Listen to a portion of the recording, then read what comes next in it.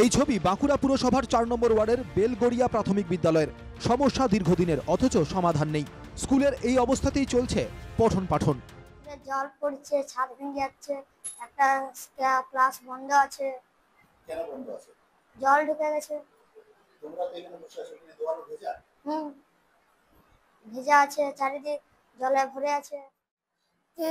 গোটাই ভিজে গেছে, তো আমরা সাইডে করে বসে। শরীর খারাপ হতে পারে। হ্যাঁ, একবার দু হয়।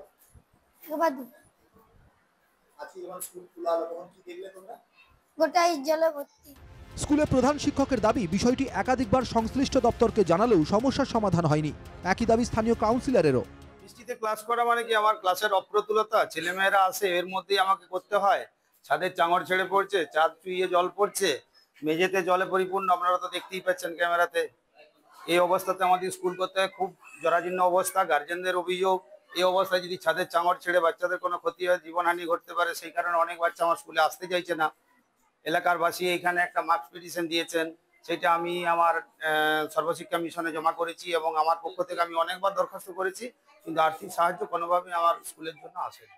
মিউনিসিপ্যালিটি চেয়ারম্যান এবং ডিপিএসসি চেয়ারম্যান, দুই চেয়ারম্যানকে আমরা জানিয়েছি এই ব্যাপারটা, ঘটনাটা। এমনকি অলরেডি আমাদের ভিডিও টিডিও সব পাঠানোও আছে, যেগুলো স্যার করেছেন। আমরাও স্যারের সাথে একমত যে অবশ্যই এটা দ্রুত তাড়াতাড়ি বিল্ডিংটা সারানোর ব্যবস্থা করা উচিত, না হলে এটা বিপজ্জনক অবস্থায় আছে। বেলগড়িয়া প্রাথমিক বিদ্যালয়ের বারান্দায় চলে আইসিডিএস কেন্দ্র। ভাঙা ছাদে বৃষ্টি পড়লেই ভিজে অসুস্থ হয়ে পড়ছে শিশুরা, অথচ কবে হবে সমস্যার সমাধান জানেন না কেউই।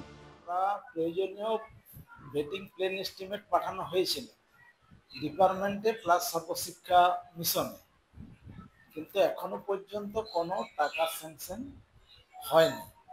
আর যেহেতু ওটা দোতলা বিল্ডিং, তার জন্য নিচের তলাটাই ওই অবস্থাটা হচ্ছে, জল ঢুকে যাচ্ছে, কিন্তু উপরে। প্রত্যেকেরই আশা, দ্রুত সরকারের নজরে আসবে বাঁকুড়ার বেলগড়িয়া প্রাথমিক বিদ্যালয়ের অবস্থা। ব্যবস্থা নেবে স্কুল শিক্ষা দপ্তর। বাঁকুড়া থেকে মানস রায়ের রিপোর্ট, এনকেটিভি বাংলা।